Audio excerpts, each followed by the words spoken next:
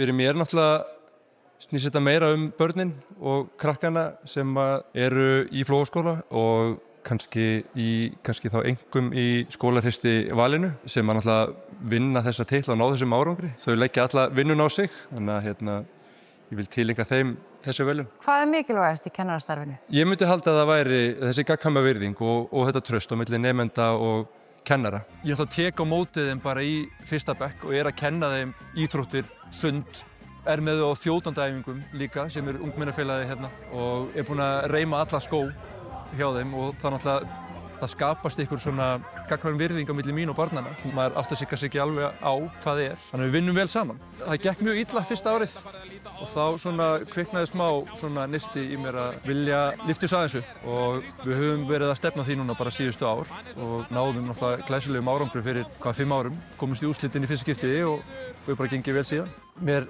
leið hálf illa yfir þessu hvað það gekk illa og af því að þetta er svo stórt svið og maður sá bara að þetta var erfitt fyrir krakkana að ná ekki markmiðum sínum og þannig að ég ætlaði ekki að láta það gerast aftur. Þannig að við settum okkur ný markmið. Ég var markmiðalaus fyrsta árið sko. Þetta þjappar skólanum okkur saman og öllu samfélaginu. Við erum bara með rútuferð að fara allir saman og allir svo stoltir að litla skólanum sínum.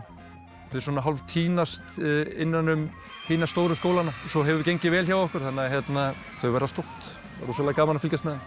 Þetta náttúrulega allir þessi krakkar náttúrulega bara mínir krakkar.